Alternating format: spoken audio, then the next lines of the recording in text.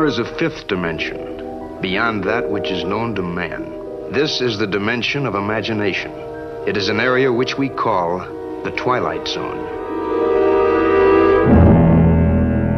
Hello and welcome to a new episode of the Twilight Highlight Zone. I am your host this time around. My name is Ben Hanson, and I'm joined by one Jeff Cork. Hello, one Ben Hanson. Here we go. All right, we are nearing the end of Season 4. We are covering episodes 13, 14, and 15 from Season 4 in this podcast. Yes. Are you still having fun? Because you just said, and here we go, and it sounded like there was an amount of dread in your voice. Well, you know, I'll tip my hand early. I liked one of these episodes. Really? Yeah. Okay. Is that even overshooting your assessment of it? That's interesting. Okay. All right. We'll get to it. But I'm strangely getting used to the hour-long format. I think when it goes back down to 20 minutes, the next season, it's just going to fly by. I think you're right. This next one is just going to be a big blur. Yeah. The Franklins are going to be a long, grueling process. But once we're out of those woods. Yes. Episode number 13 from Season 4 is called The New Exhibit. Yes. You're talking about this, you're doing this one though, right? Yeah, no, I was just fucking with it. Okay, it's called The New Exhibit. And this one is basically like Robert Duvall in miniature. Yeah. Only the creepiest, worst guy. Like if Robert Duvall didn't have any charm to his performance, it was super creepy. So I'll let you describe what's going on. Okay, here's what's going on. They are in a wax museum. There's a group of people going on a tour. It's how the episode opens. They eventually get to the Murderer's Row, where they house all the wax figures from murderers from the past. So they have, maybe you're more familiar with these guys, but I looked them up at the time, and they are real murderers, but they have, Jack the Ripper is the most famous one. Then they have, like, people that strangle and some other weirdos, famous murderers from throughout history. And curating this tiny area inside this larger wax museum is a guy named Martin. Yes. And this guy takes over the tour at that point and really starts sympathizing with the murderers. Like as he's leading the visitors around, he's talking about like, oh boy, must be tough for these guys having to murder and murder again. No one ever sees things from the murderer's point of view. And then the highlight of the tour, clearly what he loves the most, is he's demoing like the Jack the Ripper wax figure. And then he has a secret little switch by the foot of Jack the Ripper. And when he steps on it, it makes the wax figure stab with his knife. Yes. And then he like narrowly dodges it, and everyone's like, "Oh my god!" And everyone's like, "You're a sick. Let's get out of here!" And everybody leaves. Yeah. So that is this man's full-time job. Only curator of the Murderer's Row division inside this larger wax museum. Yes. What's the point of a wax museum? You go there and say, "This thing looks like that person," and that is it. I don't know how much more plainly I could put it. Yeah, and. As a result of wax museums being really lame and the idea that they had enough of a budget to fund a special curator for one section, the Murderer's Row section, this museum ends up going out of business. And they have like a speech with the museum owner talking about like, they're talking about putting a supermarket here. And he breaks. He's like, I got to talk to you about this, Martin. This is Mr. Ferguson, his boss. It's basically like, hey, that was a really good job with that speech. And you've always done a good job. By the way, that was your last. Because I'm shutting this down tomorrow. Right. Just no warning. And he goes on explaining that like the reason is because no one likes wax museums anymore. I mean, they're familiar with the horrors at Dachau. So it's this world, and that's the reason why no one's scared of anything anymore, because the world's gotten so scary, so they don't need to be scared by a dumb Jack the Ripper doll. But just moments ago, we saw people freak out when that stupid arm moved. So clearly, his whole hypothesis is incorrect. Okay. Also, in that exhibit in the beginning, there's like two, it's a weird wax sculpture, believe it or not, but there's like two guys attacking this woman in her bed. Yeah. And at a certain point, like a guy on the tour, I think he's like a soldier. He's a little sailor. Yeah. He goes over and tries to like look at the lady's face. Yeah. And it's like a big thing like, oh, don't go over there. You don't know what those guys are capable of. Like, don't mess with this exhibit. Right. So at that point, you're thinking, are these guys alive secretly? What's going on here? Also, they aren't actual wax figures. They are actors holding very still. Yes. And they actually do a phenomenal job. They do a pretty good job, but you can tell they want to move so bad. Yeah. But it's Twilight Zone. It's better than Still Valley.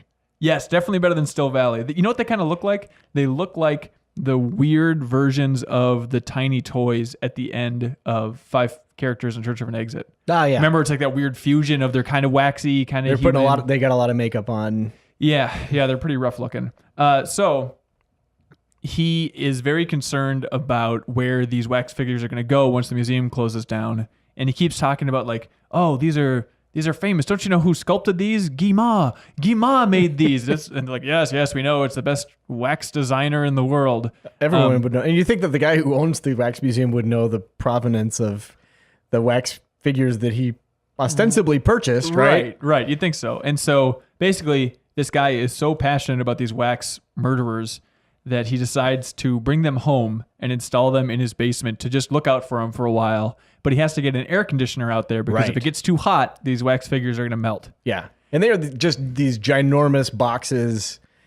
And you can tell his wife is not loving this idea at all. She is the most tolerant person in the world because she's not smiling, but she doesn't freak out. Yeah. She's pretty rational about it. She's saying like, I don't know about this. Like the AC cost, the bill, it's really going to shoot through the roof.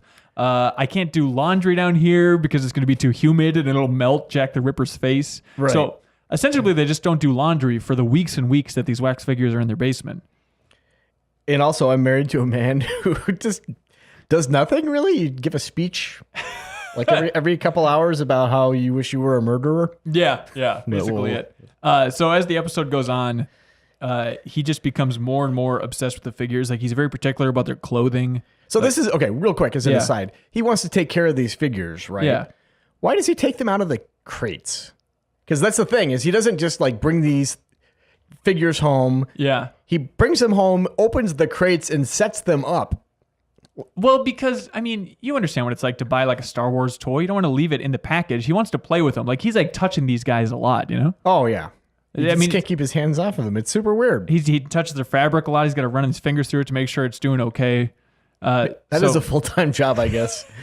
There's a lot of finger wear on these seams. He keeps talking about that. Like, oh, Jack the Ripper has a little hole in his shirt. How did that happen? We'll have to stitch it up or something. I don't know how these wax figures are getting damaged so much. Unless there's something nonstop getting dusted all the time. Seriously, I don't understand how watching these like 5 figures is a full-time job. There are literally 5 figures in this wing of the wax museum. That brings me to the next point. Where did the lady in the bed go? Was she not a wax figure after all? Does he have no interest in her? Oh, that's an interesting thing. Yeah, he just threw her in the garden. It's like, whatever. Let the dogs eat her face off. It's just wax. Oh, God. It's just wax. Yeah, it's not a big deal. All right. So anyways, the wife eventually starts confiding more and more in her brother, who's basically Seth MacFarlane, confiding more and more in him just about how her husband is becoming obsessed with these wax figures. He's always down in the basement taking care of them. The energy bills are through the roof. And she goes, it's the first time anything's come between us. I hate those murderers. That was my favorite. So at a certain point, the brother's like, hey, here's what you do. You sneak down in the middle of the night and you unplug the AC and it's going to get really hot. And then those things are going to melt and then problem taken care of. And he's like, air conditioners break down. No one's going to ask any questions about this. They get unplugged. They get unplugged all the time. All right, so here's my favorite part of the episode. She goes downstairs, and as you can imagine, in a pretty small basement at night, these wax figures look super creepy because they all have like weapons, different weapons, and they're evil-looking men, right? And so she has to sneak by all these wax figures at night. It's a pretty creepy scene to get to the air conditioner plug. She's going to unplug it or whatever. So she's on her way over there, and then all of a sudden, Jack the Ripper's hand with the knife lunges and she screams. And then I think, does Martin hear her? Is that what happens? And he runs down there? That must be it. No, it's covered. It's the next morning? Yeah, it's the next morning. Okay, anyway, so at a certain point, Martin, the weirdo, goes downstairs and sees his wife lying dead next to the statue. And at this point, I was thinking, is this like a grave situation and she had a heart attack? Yeah. That's what I thought too. Okay. Because I didn't know if like it was the arm moving, because at that point we knew that it had some kind of mechanism in it. Right. So I was like, did she activate it accidentally? Was terrified? Yeah. So it seems like that's what happened. She was on her way over to the AC, stepped on the switch accidentally. She didn't know it existed. You'd think Martin would have shown that off the one thing interesting about these statues. But so she steps on it and the knife swings. And apparently Martin was keeping that knife real sharp. Real. Yeah. Because then it stabbed her and there's like blood all over the knife. And he buries her in the basement. Yes. And like covers it up with cement. Yada, yada, yada. Because that is, as a homeowner, it's trivially easy to dig a hole in your concrete foundation. Yeah. Everybody knows. Just in the course of an afternoon. And there's like no excess dirt. He's just like, he's got a little trowel. He just patches it over. Yeah, yeah. I was thinking about this, maybe too much. She must have had the craziest last second of life. Because in her mind, she died thinking this statue was alive and it's stabbing me right now and now I'm dead. Right. Which is really crazy to think about. And to make it worse, Jack the Ripper looks exactly like Andrew Jackson used to look on the $20 bill before the redesign. Correct. Yeah, yeah. So that's a pretty scary thought. So anyways, then the gas man comes. Well, hang on. First, like he makes the case for why he has to bury his wife. He says, like, I can't go to the cops. They'll never believe me. Mm-hmm. And then he's very logical. Like, if I go to prison, who the hell is going to take care of these statues? Like, somebody needs to take care of these statues. That's clearly his first priority is that these statues are totally safe. Yes. So that's why he ends up burying his wife. So the gas man comes. Just it says, gas man here, and he's, like, in the kitchen. Yeah, yeah. So he's downstairs, and he's talking to Martin for a little while. And then suddenly he's like, hey, wait a minute. What are those 5 figures standing behind you? It takes him way too long to figure out that there's 5 gigantic, creepy statues like 3 feet away from him. So he inspects those, and he's like, oh, boy, I got to show my wife. Oh, look at this. And then he's like, you should just get out of here. I don't want any questions asked. And it's like the tension's kind of building in terms of like, is Martin going to have to kill this guy? Right. What's going to happen? He doesn't. Gas man escapes. But doesn't the gas man notice the knife? Oh, he does, yeah, because he's like, says, what crazy detail. Why is there blood all over his knife? There's blood all over the knife. Which is, I mean, for how detailed those wax statues are, the bloody knife is not really the most interesting part. Like, it's pretty easy to put fake blood on a knife. But wasn't it still wet? Was that his Could thing? be, yeah. So, yeah, he noticed it too much. But then the brother comes over, and he's like, hey, where's my sister? He's like, oh, she's visiting my sister. And he's like, oh, funny, you think I would have been told that you had a sister. And then he hears the air conditioner coming from downstairs. So he knows something's up because he told her to stop it. So the brother goes downstairs. Yeah, he leaves and says, well, when my sister comes home, oh, that's right. Be sure to tell her I stopped by. Right, and then he leaves and then comes around like this. Sneaks in the back door to go into the basement. So then he enters the basement. It's dark. He sees the trowel that the Martin used to like bury and like cover over the cement for where he buried his wife, yada, yada, yada. And so he sees the trowel, and then we just see his face as he's looking up at the murderer with an axe. Yeah. And he's just screaming. Yes. And that's all you know. And then Martin comes downstairs and he sees his brother-in-law dead. And so at this point, it's a good mystery because it's like, well, did he just get scared seeing this axe murderer and then he stood up really quickly and got the axe lodged in his head? Or like what exactly is going on here? Did you have any theories exactly what was breaking down? I thought, well, it's Twilight Zone. The dummies are coming alive. But they don't show it. No, they don't. Okay, so eventually the episode continues. I don't know if they explain what he does with the brother-in-law, like how he hides the body. I don't think he even hides the body. If I'm not mistaken, he just like kind of piles them up against I don't know. the wall remember. Or something. Anyway, so eventually the museum owner comes over and is like, hey, we got a great place out in Brussels. They want to buy all the wax figures. Yeah, and at this point, he like the Mr. Ferguson also notices that Martin has taken to sleeping downstairs with the dummies. Yeah, he knows something's a little bit up, but he's very happy also because he also apparently loved these statues. Yeah. That they found a good home for him.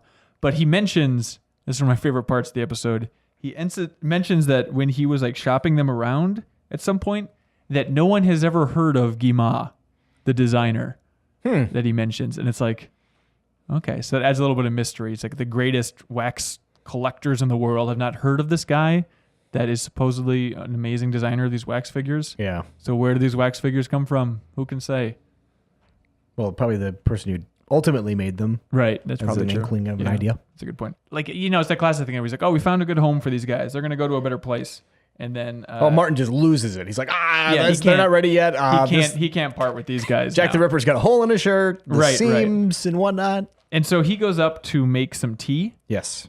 And as he's boiling the tea and the tea kettle's whistling, then right before that, it shows the boss in the basement really studying these guys up close. Oh, with the measuring tape and because he's like trying to figure out like how big they're going to be so he can ship them over to Brussels. And then the strangler murderer who has like a rope in his hands, you finally see him move and he chokes the life out of the boss. Right. And then Martin comes back downstairs and it's very much like, oh, you strangler. Like he has a name for him. He's like, what have you done? As he's talking to these wax statues then about like what they've done, how they're so bad, it keeps cutting to Jack the Ripper's face in particular. And it's kind of cool because like you can see just a very subtle smile on the wax figure every time there's a close-up, but then in the wide shots, they just look normal again. So it's building up this idea that like the statues are alive, but they're not really moving yet. And then, of course, they all start slowly moving. Because he grabs the axe. Right. And he's like threatening to chop them apart. And he's like, okay, who should I start with? You know, who's going to get it first? And then at that moment. And then they all start marching towards them. And they don't speak. They just have like VO as they're marching. And it's like doing a close up of all the figures walking towards them. And they're all saying, not so, Martin. You are the murderer. You are the murderer. And then it cuts to the Brussels exhibit. And all the figures are there, except there's 6 now. And the 6th one is Martin holding a knife, I believe. Oh, he's like leaning on a shovel. Okay, that's what it is. Yeah. And they explain that he murdered 3 people and that he's the scariest one of all because his eyes look so realistic. And that's a lesson from the Twilight Zone. Yeah. Apparently, all it takes to get in a museum in a hall of famous murderers is to kill 3 people. Yeah. I feel like you've probably accidentally killed 3 people throughout your life. Not even knowing it. Exactly. Jeez. But it's like he's up there with Jack the Ripper. How many people did Jack the Ripper kill? I don't know. Like dozens, right? And he's like... I don't know about that. Probably 4 or 5 or something. So why is he so famous then? This guy? Probably because, I don't know. They had the box there. Then they're moving already, and they're like, okay. I wonder if he got to choose his pose. That was like the sequel episode is like all of the monster murderers trying to be like, oh, what if you're like this? Oh, I recommend like this. And it's kind of like a Toy Story get tired. Thing. You're going to want to lean on a thing. God, those actors must have wanted to move so badly. And then when they can finally start walking forwards. Oh, they look like super stiff and creepy. Yeah. It looked really satisfying. Yeah. I thought this was a pretty spooky episode. Yeah. So do you think that he killed them to protect the secret? Not the secret, but to protect the figures. It's kind of moot at this point. It's like you could come up with that theory, but then again, like the twist at the end of him becoming a wax figure, it's like, well, what does that mean? Like if that didn't happen, then it'd be a more interesting debate. I think whether or not he actually murdered them, and it'd be more interesting if he did.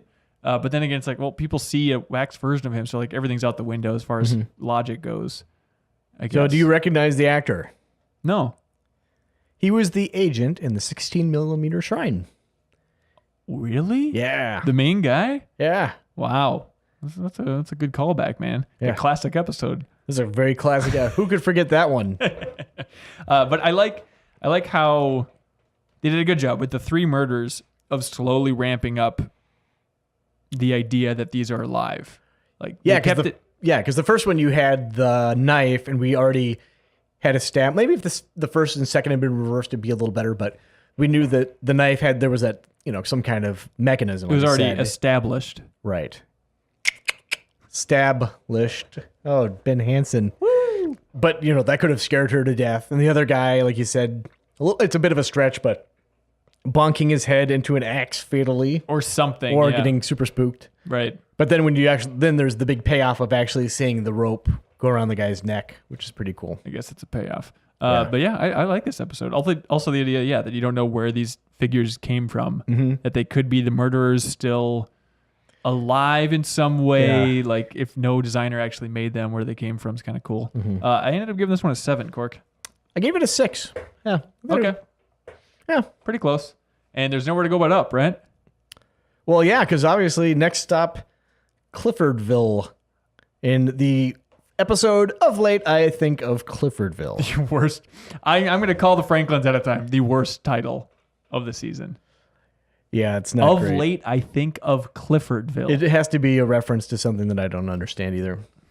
So it opens up with a guy getting called into an office, and then the secretaries are kind of like making reference to, oh boy, this guy's going to get torn apart because the boss is such a tremendous a-hole. He's going to offer him a cigar and then just proceed to tear his throat out. Right. So then we go into the office, and that's exactly what's happening. The guy behind the desk in what's possibly the worst old man makeup I've ever seen. So right out of the gate, we're going back in time because there's no reason they would have to dress this guy up in such crappy old man makeup.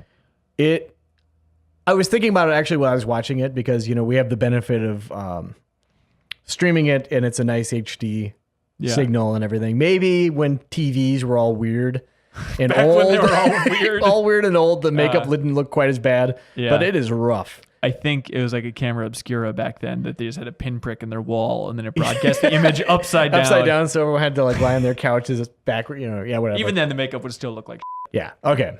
But anyway, the guy is basically saying, we learned that the relationship between these two people, they're both kind of older guys, but the one guy is a legitimately older man. And we learned also that guy that's a legitimately older Yes. man, Mr. Diedrich, was his name, Dead Rich or whatever. Did you recognize which actor that was? No. He was the captain in Odyssey of Flight 33, which it seems like we're bringing up more and more. Also, he was Gabriel in Passage for Trumpet. Who could forget that gem? Sorry, go on. So we learned that the older... How about we just do their names? That'll make it easier, right? William Feathersmith is a name that can only exist in a script. He's the big jerk, right? Yeah. And Diedrich is the other guy. So Diedrich, apparently, when William Feathersmith, we'll just call him Feathersmith now.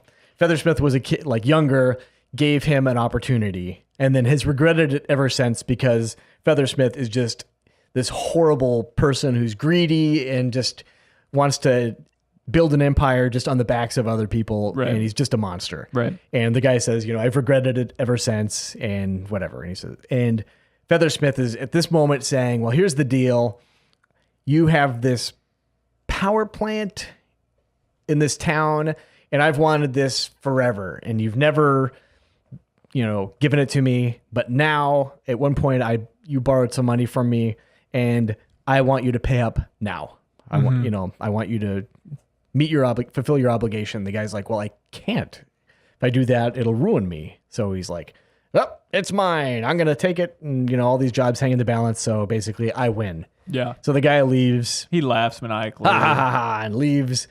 And janitor comes in, and they talk a little bit, and the guy's gloating about his big business thing. And the janitor says, they kind of discuss where are you from? I'm from Cliffordville. Oh, I'm from Cliffordville too. Right. And then Feathersmith says something like, well, and he's got this terrible accent. His voice is the most grating thing. Yeah.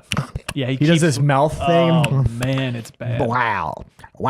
Ugh. It's awful. And anyway, he says something to the effect of, well, you and I are both from Cliffordville. Yeah. And we both put our pants on one leg at a time, and there the similarities end. Right. Ha. And then he's wandering around and waxing poetic, and he's basically he's conquered everything in the business world. He's the richest man, yada, yada, yada.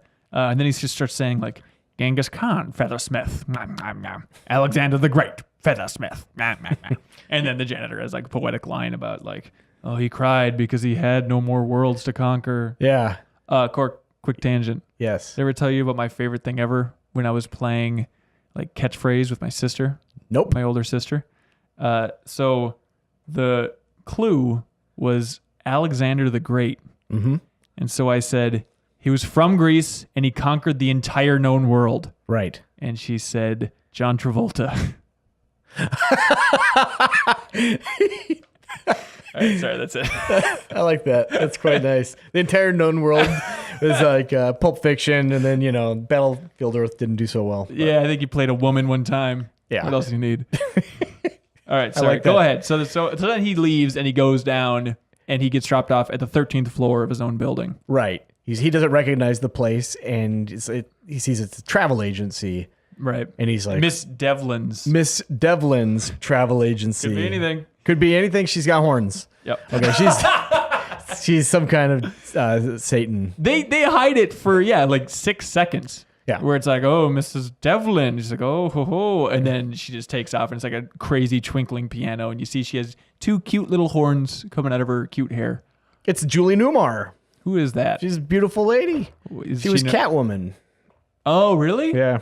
So basically, this being Satan in the Twilight Zone, there's a barter kind of bargaining going on. She basically says he's bitching about he's won everything. There's nothing left. And she offers him the chance to go back to Cliffordville.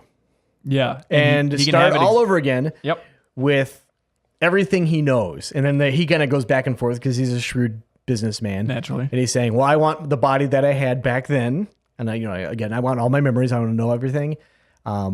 And she's like, okay, it's going to cost you a lot of money. So all you'll have is like a little over 1,000. Well, that's kind of the fun part is he's like, I know how this system works. And we also know how the system works because of the 7th episode with the Satan in it at this point. It's going to be soul. Yeah. Yeah. And he's like, you want my soul, right? And she's like, oh no, we already got that. Like you closed this business a while ago and like 4 people killed themselves. Yeah. And so therefore we got your soul. So what we're going to need is $37 million. Yep. Which is weird. I don't know what Satan's going to do with this money. He has to like pay for like walking around money for when he's giving people at newspapers thousands of dollars at a time. Julie Newmar, they strike a deal, and then he gets on the train, gets off, and lo and behold, he is in the Cliffordville of his youth. Right. And all that entails, which means like muddy roads. And immediately he's like, God, pave the roads already. Jeez, It's that crappy thing where like people, when they accidentally go back in time, especially in the Twilight Zone, they keep slipping up and they can't process the idea that they are back in time. Mm-hmm. But he voluntarily chose to go there. Right. And he's still confused. Like, he's like, what are these yellow flags everywhere? Yeah. And they're like, oh, that's the typhoid flags. There's typhoid in that house, so don't go quarantine. in there. He's like, haven't they heard of inoculation or something? It's like, yeah. Oh, I mean, or whoa. Yeah, there's a lot of that going on. Also, there's a great joke when he was on the train and the conductor's like, Cliffordville. And then he goes, Cliffordville, the devil, you say. And he gets a good look in the camera. Yeah. It really thinks it's cute, this episode. So fortunately, at this point, too, he's not wearing his old man makeup anymore. So it's a tremendous relief on the viewer. Still an annoying voice, but yes, less annoying. Okay, so his big gimmick, or his big plan, is that he's going to buy up a bunch of land that later proves to have oil in it. Right. So he sets this in motion. He meets up with a banker during lunch hours, and then kind of, hey, businessmen being businessmen. Business never stops, even during lunch. And the guy's very impressed with that. And he has to talk to his partner about it. And his partner, as it turns out, is that Diedrich guy. Young Diedrich, yeah. Young Diedrich, who looks identical. They didn't try to put, like, young makeup on him. Right. Ageist. And so they strike this deal. They go back and forth to negotiate the price of the acreage down. And when it's over, Feathersmith is like, ha, ha, ha, ha. And he basically does everything except for like run a lap around the room, like pumping his fist. Explains exactly tremendous what he a-hole. He's like, you think you got yourself a good deal. Here's the deal. While we were talking, I sent a surveyor out there. He checked it out. There's oil under there. I win. Yeah. And they in turn say, well, that's interesting because we had a surveyor out years ago. Right. They said there's absolutely a lot of oil underneath there, but unfortunately it's too deep. It's 5,000 feet below. Yeah, you can't access it. Right. And you can see like the gears in Feathersmith's brain turning, and he realizes, oh, that technology has not yet been invented. Right. Crud. And at that point, he spent like a ton of money, basically all of his money. Right, to get that land. And he can't do anything until 1937 when they invented technology to drill it out. So it's like he has to live for 27 years off of no money. Right. And so then his world starts crumbling around him. And it's around this time, too, that he has the great idea of like, oh, I'm going to go back and get with that one lady because she was so attractive. And now I can figure out a way to do it. It's actually that guy's daughter, the guy that he buys the land from. And so he goes over there, and she's just shoving bonbons in her mouth, and she's the most annoying person. Yes. imaginable. It's a really weird scene that they never really touched on again. And she's an awful singer. Yeah, she starts singing, and then the father's like, yeah, she sings like a bird, doesn't she? And then Feathersmith goes, yeah, a ruptured rooster. Zing. Yeah. So now his new game plan to make money is to convince people to build the greatest inventions of all time, which he knows about because he has a knowledge of the future. Oh, it's great because he goes to like a carriage shop and he's like, all right, you guys want to make a lot of money? Here's what you do. It's a self-starter.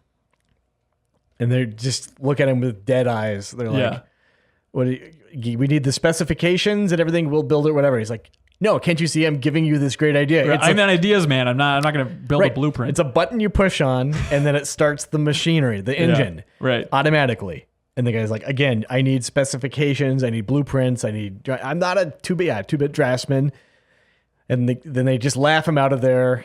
And basically, it's just a montage of these pitches that he has to people. Boy, is it a montage. I wanted to bring this up because it's like the camera, it's like a Dutch angle, except then it like slowly rotates to the opposite angle. Yeah. And this entire montage, the camera's always doing that. He's running around to different people, trying to explain inventions from the future. No one's understanding it. Everyone's laughing at him.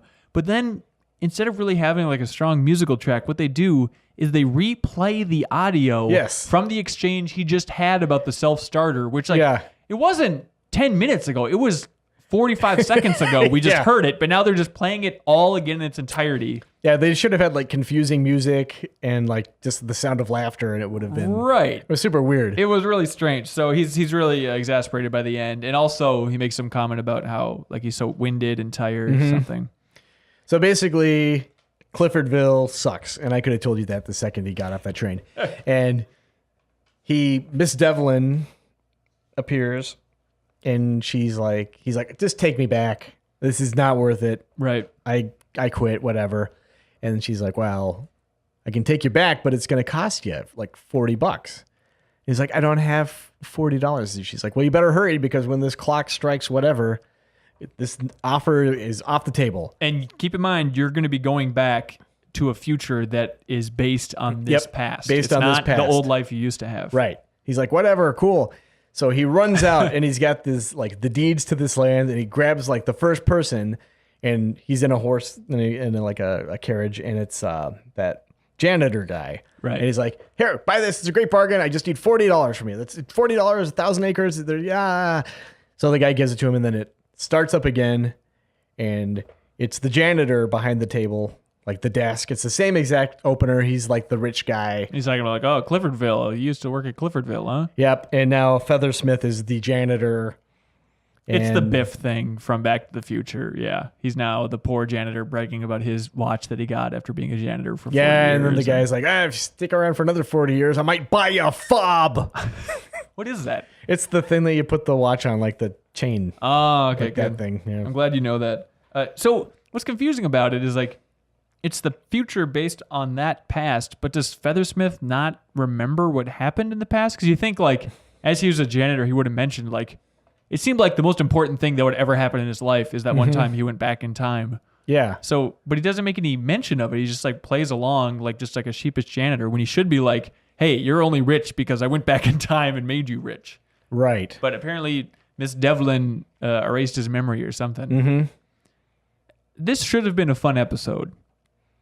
It really should have been. This is the kind of thing where it's like you're going back in time to come up with crazy inventions and get as rich as possible. Right. I understand it's Twilight Zone, so you can't just have a happy ending and then it's all over and done with. But like, that's a fun concept. Yeah.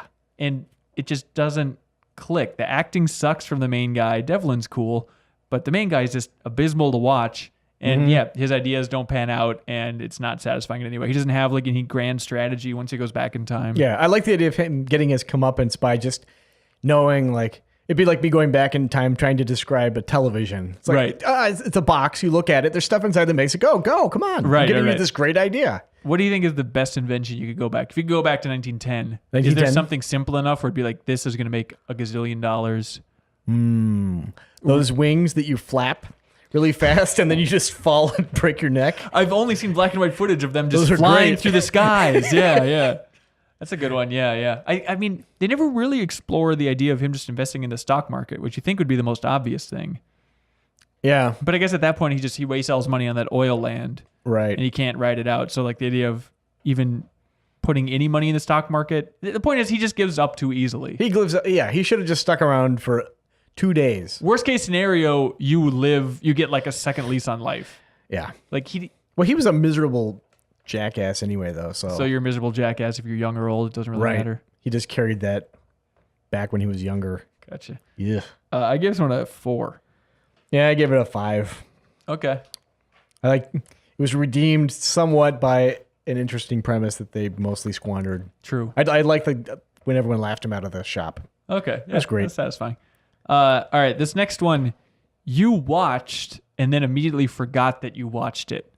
Yeah. I watched it. We were doing the math and I was like, Hanson, this next, our last episode of the season is going to be 4 instead of 3. And you're like, no, we did the math. It's going to work. And I'm looking at the queue. I'm like, no, I'm looking at it too. And because the title, The Incredible World of Horace Ford, just did nothing for me. And I went back to Hulu and started the episode up again. Yeah. I'm like, oh yeah, I remember this now. As soon as this main character popped up. But literally a day, 2 days after you watched this episode. It was a day or 2 days, yeah. Okay. Just with that setup, I want you to describe this episode now. Why? No, I'm just to torture you. All right, so it's The Incredible World of Horace and Ford. Horace and Ford. So this guy starts out and he's a 38-year-old toy inventor. It's basically like Big. He is impossible to watch. He is without question the worst character they've had on the show. Really? He is the most annoying person. He's got this weird affected nerd voice. It's a little bit like he's autistic, but I don't even know if I'd go there. Okay. I would just say that he's just like a super nerdy man-child, and he just won't stop talking about playing stickball when he was a kid, and he's almost 40. Anyway, I'm sorry. We can't start out so negative on this episode. All right, so yeah, he's a 38-year-old guy. It's his birthday. He works in this toy shop. His boss is screwing him over, and he's complaining about how the boss wants to redesign this robot because... We want to take the lights out. Yeah, he wants to take the lights out of the eyes because they're too expensive. And he's like, oh, you can't simplify my design. I'm a brilliant creator. So then they show his home life. Mm-hmm. And he apparently lives with his mom and his strangely attractive wife, who somehow puts up with him for some reason. Yeah. So then they're eating dinner, and then Horace just starts screaming, like, why don't you just be quiet? Both of you, just be quiet. And this is where the episode really kicked off, and I could not follow what he was trying to convey emotionally. No. Because his character, neurotic, and his wife's getting more and more upset because he's kind of losing his mind, but then his home life, his mom's there, and she doesn't remember any of his stories from when he was young. Because he keeps talking about how it doesn't make any sense because he's just making all references to well, you remember that one guy, that one, played stickball with this kid. And then the teacher, oh boy, he was a real piece of work. Well, if he got a hold of me, he'd pull your ear. And it just does that kind of, and then the mom is just like, Horace, honey, I don't remember this. He's like, don't you wish we could go back there? Don't we? And she's like, that was awful. It was horrible. And then he just that's when he freaks out. And then does he make her cry? Well, at a certain point, yeah, she cries, but that I think that happens later. But so then he keeps talking about how he has to go back to this street, his where he grew up, and then he goes there, and it's a time travel thing. It's strangely similar to the last episode, where it's just a guy wanting to go back to where he grew up. Mm-hmm. So he goes back to his street. I was checking, was it Randall Street? Something like that. Anyway, so he goes back to the street, and he goes back in time, and there's a cute couple walking off a sidewalk, and they do the bread and butter thing. Yeah, because he splits them up when they're holding hands. Classic third appearance from the bread and butter saying, we're very used to it. Now, we're experts when it comes to bread and butter. Yeah, I don't even blink. That's what you do when someone does that. So he then sees little kids running around, and he chases them for a little while. And then the one kid in the back of the pack turns around, and it's missing a tooth, and he gives them just this weird smile. Yeah, he's wearing a Jughead hat too. Yeah, exactly. And then once Horace is back at his apartment after going to that street, the little kid shows up at the door of his apartment. The kid missing a tooth. His wife opens the door, and then the kid's like, Horace dropped his watch. Yeah. And then the wife is just horrified, and it's like scary music. Stinger commercial break. Right. The episode continues, I guess. Yeah. And he becomes more and more neurotic. He's getting into more trouble at work. I think at this point he gets fired from his boss. His boss is just saying that, like, oh, you're having a little bit of a breakdown. Maybe you should take some time off. And he's like, no, because then you'll take over all my designs. I'm just going to quit. Blah, blah, blah. Yeah. And he has like a weird line where the boss fires him. And then it's like a close up of his face. And he just goes, all right. Then I guess I won't work here anymore. Ah! And so then he goes back to the past and to that street, and it's like a Groundhog Day situation where it's always the same thing. He's splitting the same couple. Yeah, the bread and butter thing. There's like people screaming out the windows about beating up kids.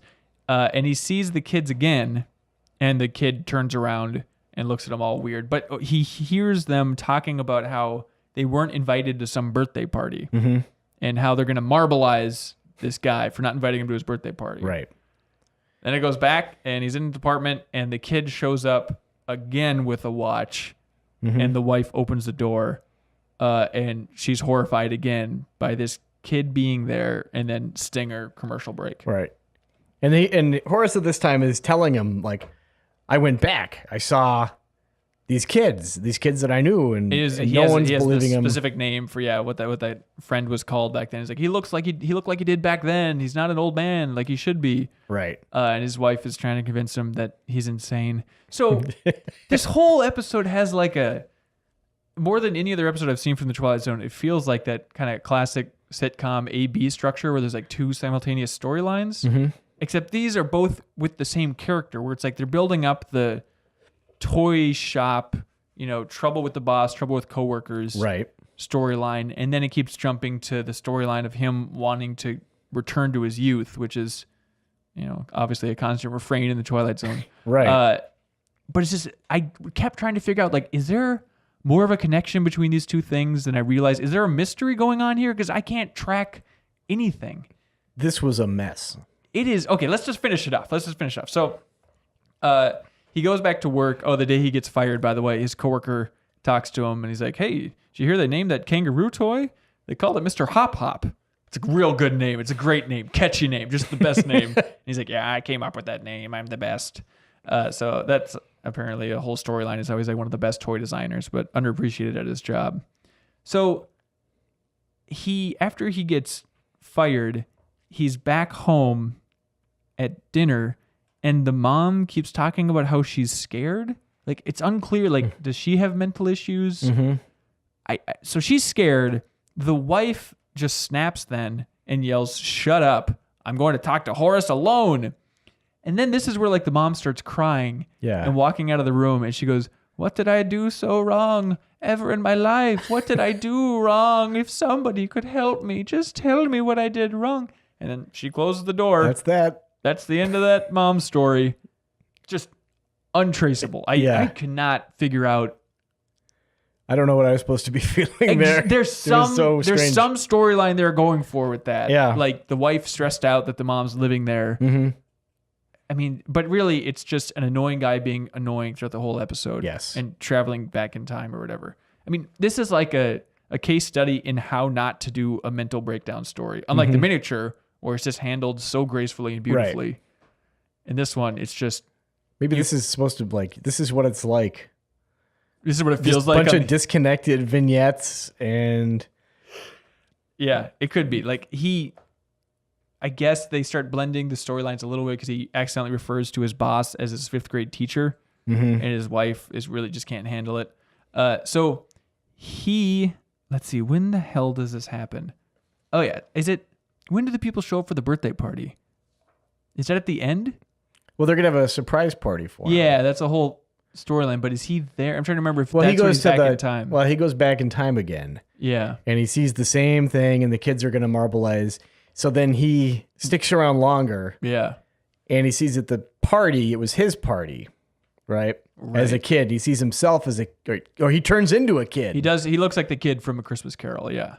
Christmas Story. Christmas Story. Yeah, you're right. And they see him, and they're like, "Oh, there he is! It's Horace!" And they just like marbleizing is apparently a term it means getting your ass kicked. Yeah, that's what that is. They beat the crap out of him because they wanted to go to his birthday party. And then the wife goes down to Randolph Street.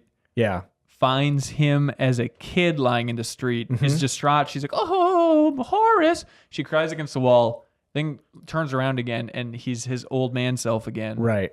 Lying in the street. They take him back home. This time the kid with the watch shows up, except he has a Mickey Mouse watch. Right. Which is what Horace referenced that he used to have when he was a kid earlier. Because he did one of episode. those, he was like, "No, you remember hanging out and you're playing stickball and your Mickey Mouse. Wow, remember Mickey Mouse watch? You had a Mickey Mouse watch. I forgot about those Mickey Mouse watches." It's like, I realized what I just did there is super annoying. Imagine being stuck with that guy for an hour. It is awful. Well, you probably have done that because you're listening to this podcast. But wasn't that annoying? It's annoying, and it's teasing something larger. Yeah. And so I just kept digging, like, there has to be something here. Right. But there's really not. So then, yeah, people show up for the birthday party, and it's like, oh, boy, now's not a good time. Horace is melting down. Right. Don't come in here.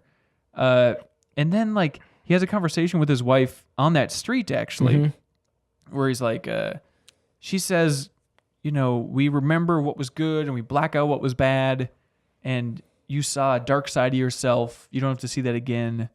Yeah, because he at that point realizes it was awful. Being a kid was awful. It was scary and lonely and terrible. Which I guess is the point of the episode. Yeah. Because then it like the camera, it's like, you know, closing out narration and whatnot. And then it's like the camera is pulling up on this light pole, and then the toothy gapped kid is sitting on top of the light pole. And then it just end credits. Yeah. This was a mess. Yeah.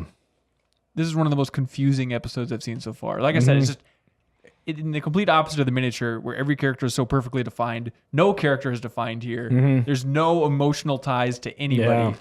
I ended up giving this one a 3. I had that written down originally. Yeah. And the more that I started talking to you about this, I'm going to downgrade this one. I'm going to give this one a 1. Wow. Because this episode is total garbage. There's nothing anchoring it. There's no like a sympathetic character that you can at least kind of feel some attachment to. Right. The story is nonsensical. It has time travel, but not in an interest. I like the Groundhog Day thing is fun, but it's just like, if I don't understand why he didn't just stick around the first time, like what was keeping him. And also the idea of just constantly recycling that stinger of the kid with the watch. Like, I don't mind it at the end because it changes because he gives a Mickey Mouse watch. Yeah. But the other 2 times, it's like, that's the exact same stinger just to have that commercial break. Yeah. The same thing with like Jess Bell with the Jaguar, where they repeated the same thing. It's like, hey, remember there's a Jaguar here. Right. Dun, dun, dun, dun, dun. Yeah, but at least with that, you know that, like, well, they had to rent a Jaguar, so you may as well get your money's worth. This is just like a kid. Lord knows how much it costs to rent a Jaguar. Set. Yeah. Yeah. Some toothy gapped kid. Yeah. Maybe we didn't pay attention enough. Maybe we should watch this again. Try and find some genius through line going through it that we just missed. Man, I don't want to do that. You realize if you give this one a 1, I gave it a 3. This is a solid contender for the worst episode of The Twilight Zone. And I'm pretty confident in that. Wow. Honestly. All right. This was garbage. All right. Well, that's Adventures of Horace Mann, or whatever the heck it was. Incredible World of Horace Ford. Yeah. So don't watch it. Yeah. I'm sorry if you did. Don't blame us. We didn't tell you to watch these effing things. No, we don't write them. Not our fault. All right. Be sure to tune in next week. We'll post the next episode on Monday. And this is the end of season 4. Yeah, the next one will be our last 3-episode block. Let's cherish it together. Yeah, let's do it. All right. Well, Twilight, highlight, highlight, bye.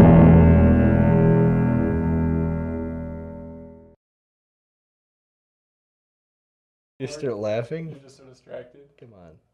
You're killing me here. Dumbass.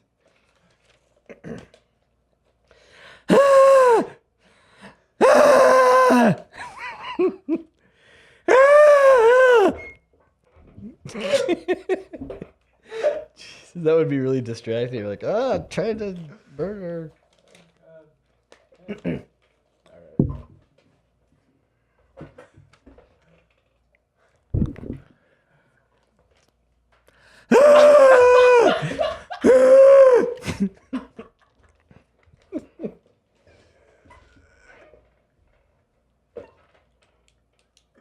Perfect for checking levels.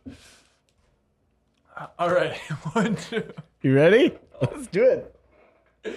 I can't do it. Check, 1, 2. Checking your shoe. Look out for that shoe. George of the jungle. George of the bungle. George of the bunghole. You gonna count to 5 or something? Yeah. 1, 2, 3, 4, 5. What would be the Encino Man porn? What would they call that? What would they call it? Yeah. Oh, you mean like the porn parody? Yeah. I seen your man. Encino Man, like Yeah. in. Yeah. Or it'd be like a military thing, and it'd be called like Ensign O Man. Encino Man on Man. That's good. Or it could be lesbian porn. Encino Man. And it's just two girls. Yeah, Encino Man. Yeah, that's pretty good. Yeah, he eats a frog in that movie.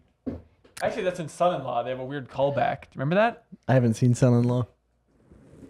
What? I haven't seen Son-in-Law. I still argue that the first half of that movie is really funny. If you want to see Pauly Shore getting down on a farm. Oh, that's that one. But then he learns to love the family. It's funny because his nickname is Crawl, and the dad on the farm, runs the newspaper in Adventures of Lois and Clark or whatever. Yeah. He can never remember his name, and it's kind of like a Buzz Lightyear situation with Woody in the first Toy Story, and like he keeps calling him Crotch instead of Crawl. Oh, So that's the highlight. good stuff. What's the highlight of these episodes? Let's get right on it, brother.